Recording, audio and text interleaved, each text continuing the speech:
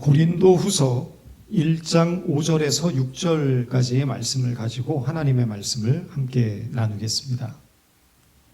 성 프란시스코의 평화의 기도를 보면 위로받기보다는 위로하게 하소서라는 대목이 나옵니다. 사실 우리 중 누구도 위로가 필요하지 않은 사람은 없습니다. 저에게도 위로가 필요하고 여러분들에게도 위로가 필요합니다. 왜 그렇습니까? 인생은 고달프기 때문입니다. 끊임없는 풍파가 있고 많은 상처와 아픔이 있기 때문입니다. 세상 사는 것이 힘들고 때로는 혼자 감당하기 버겁기 때문입니다. 그래서 모든 사람들에게는 위로가 필요합니다. 그런데 문제는 위로하는 일은 쉽지 않다는 데 있습니다. C.S. 루이스라는 영국 문학을 대표하는 작가가 있습니다. 그는 기독교 사상가이기도 합니다. 나니아 연대기라는 우리가 잘 아는 작품을 쓰신 분이기도 합니다.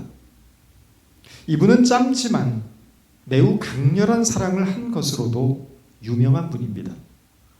평생 독신으로 살다가 50이 넘어서 조이라는 여성을 만나 사랑에 빠지게 됩니다.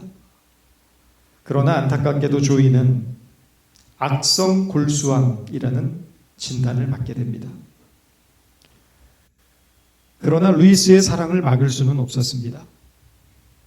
조이가 얼마 살지 못한다는 것을 알았지만 루이스는 암 투병 중인 조이와 병상에서 결혼을 합니다. 사랑하는 사람이 외롭지 않도록 마지막 순간까지 함께하고 싶었던 것입니다.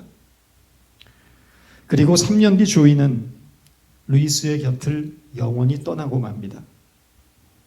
루이스는 조이가 세상을 떠난 후에 그 슬픔의 과정을 기록한 글들을 모아 책으로 출판하게 됩니다. 그 책의 제목이 헤아려 본 슬픔이라는 책입니다. 이 책에 보면 이런 이야기가 나옵니다. 조이의 죽음으로 슬픔에 잠긴 루이스에게 어느 날 한 친척이 이렇게 나무랍니다. 이보게, 천국에 대한 소망이 없는 사람처럼 그렇게 슬퍼하지 말게나.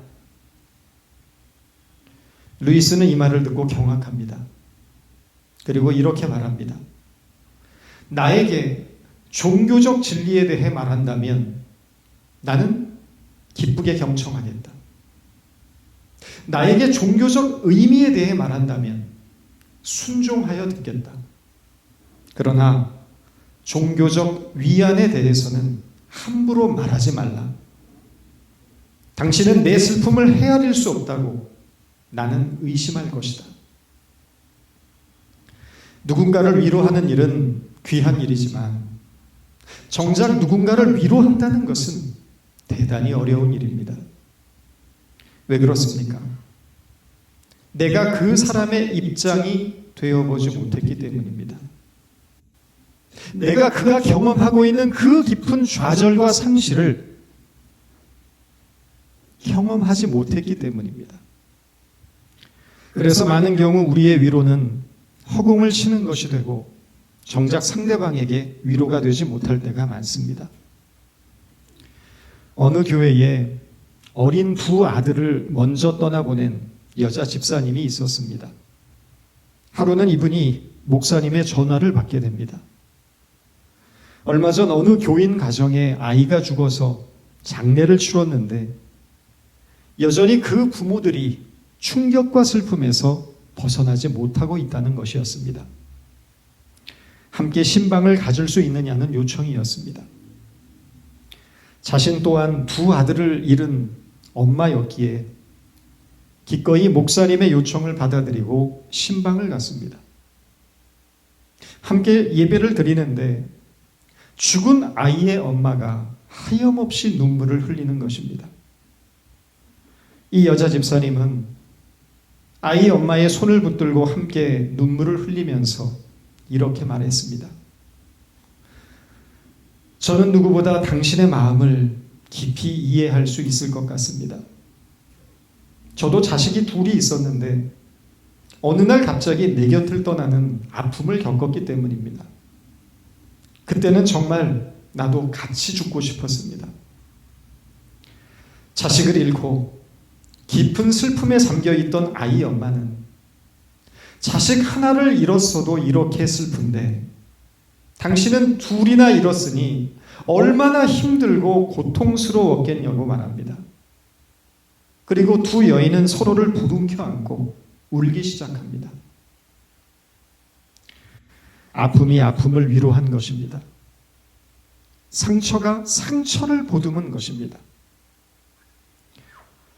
신학자 헨리 나웬이 말하는 상처 입은 치유자의 가장 중요한 개념은 상처야말로 치유의 근원이고 위로의 원천이라는 것입니다.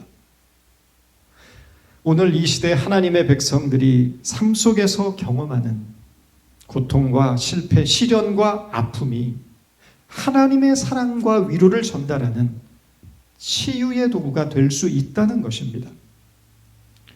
하나님은 자기 백성들을 위로하실 때 직접 찾아오셔서 위로하는 방법을 택하지 않으시고 시련과 아픔을 겪고 그것을 극복한 사람을 통하여 위로받게 하신다는 것입니다. 이 문제에 대해서 바울은 본문 5절을 통해 예수 그리스도의 예를 들고 있습니다. 그리스도의 고난이 우리에게 넘친 것 같이 우리의 위로도 그리스도로 말미암아 넘치는도다. 그리스도의 고난이 우리에게 넘친 것 같이 위로가 넘쳤다라고 말합니다. 이 말은 쉽게 말해서 우리가 어려움을 겪을 때 예수 그리스도로 말미암아 위로를 받는다는 것입니다. 우리가 인생을 살면서 아무리 억울해도 십자가를 지신 예수님만큼 억울하지는 않다는 것입니다. 우리가 인생을 살면서 아무리 힘들어도 십자가에 달리신 예수님보다는 고통스럽지 않다는 것입니다. 우리가 이것은 정말 너무하다고 생각되는 일들도 십자가에 못 박히신 예수님을 보면 위로를 받게 된다는 것입니다. 왜 그렇습니까? 내가 당하는 고난보다 예수님은 더 큰 고난을 받으셨기 때문입니다. 그래서 우리가 인생을 살면서 겪는 억울함과 괴로움들을 예수님의 고난을 바라봄으로 위로받게 되는 것입니다. 지금 우리 삶에 고통이 있다면 십자가를 바라보시기 바랍니다. 십자가에 매달려 고통당하셨던 예수님을 바라보실 수 있기 바랍니다. 그리고 그분을 통해 위로를 받으시기 바랍니다. 내가 당하는 고통이 십자가에 못 박힌 예수님의 고통보다 더하지 않다는 것입니다. 십자가를 바라보며 나의 고통을 참아내는 것입니다. 주님께서 그 고통을 견디셨던 것처럼 나도 견디는 것입니다. 십자가는 우리에게 놀라운 위로가 됩니다. 그런데 지금 본문에서 바울이 말하는 것은 그 이상입니다. 단지 예수님이 고난받은 것으로 우리가 위로받는 차원을 넘어서 우리가 고난받는 것도 누구에겐가 위로를 주고 유익을 끼치는 고난으로 발전되어야 한다고 말합니다. 예수님께서 우리를 위하여 고난을 받으신 것 같이 우리도 남을 위로하기 위하여 기꺼이 고난받아야 한다는 것입니다. 우리가 환난 받는 것도 너희의 위로와 구원을 위하며 혹 위로받는 것도 너희의 위로를 위함이니 이 위로가 너희 속에 역사하여 우리가 받는 것 같은 고난을 너희도 견디게 하느니라. 예수님께서 자기를 낮추시고 이 세상에 오셔서 아무 죄가 없으심에도 죄인처럼 죽어가신 것처럼 성도의 생애라는 것도 하나님이 불쌍히 여기는 이 세상의 다른 생명을 위로하고 살리는 일을 위하여 마땅히 십자가의 고난에 참여해야 한다는 것입니다. 이것이 부름받은 성도에게 주어진 사명이라는 것입니다. 오늘날 성도들이 복음에서 빗나간 대목은 자기의 욕심을 채우는 방법으로 믿는 신앙입니다. 자기가 원하는 것, 갖고 싶은 것, 하고 싶은 일을 신앙이라는 이름으로 하나님 앞에 달라고 떼쓰는 것을 믿음이라고 말하지 않습니다. 모든 일이 형통하고 다 잘 되는 것을 복받은 것이라고 하지 않습니다. 오히려 믿음이란 자기의 욕심을 버리고 하나님이 원하시는 일, 하나님이 기뻐하시는 뜻을 위해 순종하는 일입니다. 복이라는 것은 바라크, 무릎을 꿇는 것입니다. 자기의 뜻을 꺾고 하나님의 뜻 앞에 무릎 꿇게 되는 것을 성경은 복이라고 말합니다. 해마다 연말이 되면 한국은 나라 전체가 들썩입니다. 수능 때문입니다. 제가 한국에서 부목사 생활을 할 때 해마다 수능 시즌이 되면 교회마다 기도하는 사람들로 넘쳐납니다. 그때는 절 다니던 사람들도 교회 나와서 기도하고 하나님을 안 믿는 사람들도 나와서 기도합니다. 어디에서 기도하느냐가 뭐가 중요하냐는 것입니다. 급하면 하나님도 찾고 부처님도 찾고 알라신도 찾는 것입니다. 저마다 기도 제목은 다 똑같습니다. 좋은 대학 가는 것입니다. 좋은 사람 되라고 기도하는 사람은 못 봤습니다. 대학 정원은 정해져 있는데 다 좋은 대학 가겠다고 기도하고 있으니 하나님도 꽤나 머리가 복잡하실 것입니다. 다 붙여달라고 기도하고 있는데 누구는 붙여주고 누구를 떨어뜨립니까? 우리의 기도가 그저 내가 원하는 것을 이루는데 목적이 있어서는 안 됩니다. 우리의 기도는 소유를 넘어 존재의 변화를 위한 것으로 확장되고 성숙해 가야 합니다.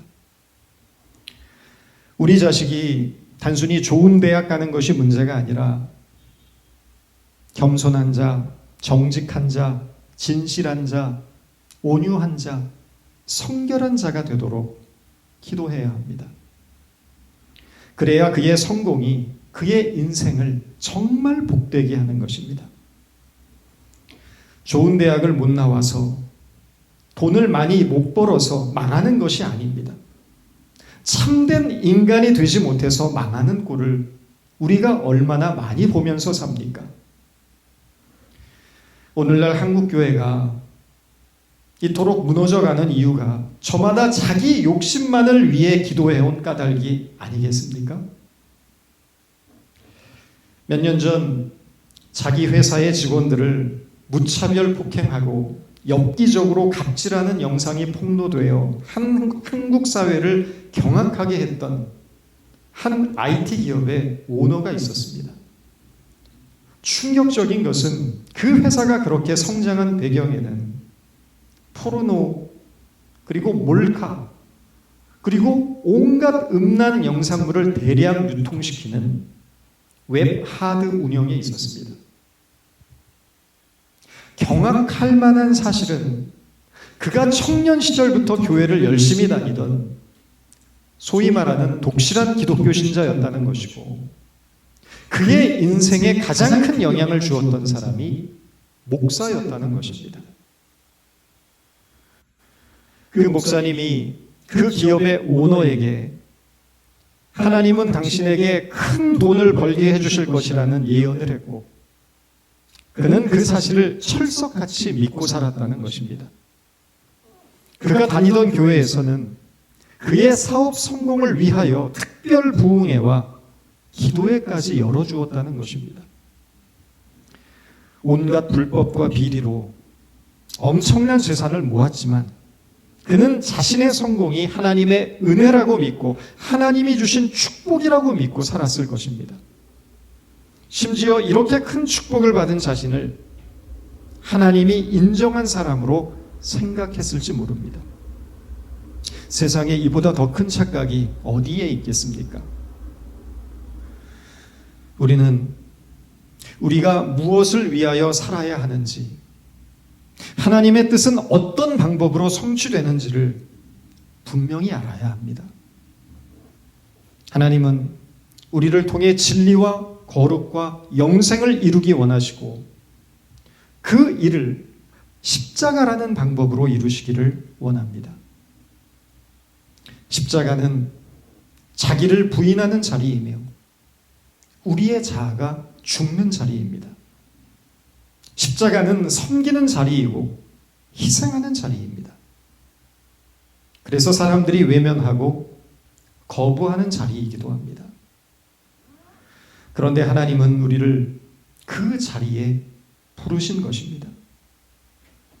예수께서 고난 받으셨던 것처럼 우리도 함께 십자가를 지고 그 고난에 참여하자고 말씀하십니다. 동업자로 부르시는 것입니다. 왜냐하면 십자가 외에는 다른 생명을 위로하고 구원할 수 있는 길이 없기 때문입니다.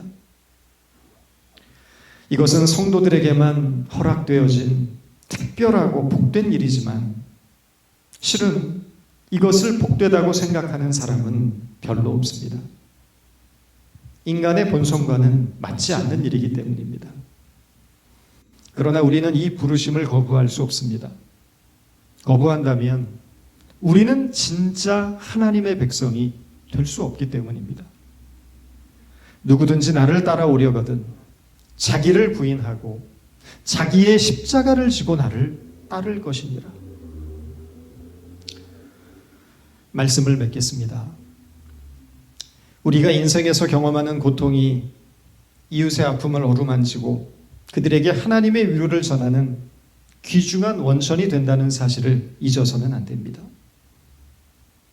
성도에게 고통은 사명입니다. 우리가 경험하는 가난을 통하여 가난한 사람들의 고통을 위로하고 우리가 경험하는 실패를 통하여 실패한 사람들의 고통을 위로하게 되는 것입니다. 고통을 경험해 보지 않으면 결코 고통받는 사람들의 좌절과 아픔에 공감할 수 없다는 것입니다. 바울의 삶이 우리에게 도전이 되는 이유가 무엇입니까? 그가 능력이 뛰어나서가 아닙니다. 그가 잘나서가 아닙니다.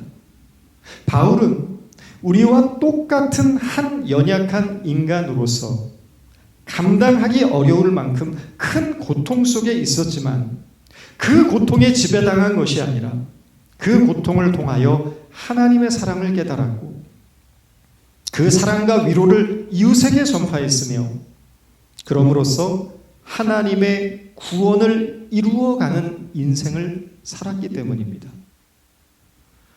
바울이 우리에게 보여주는 바는 고통은 결코 비극이나 저주가 아니라는 것입니다.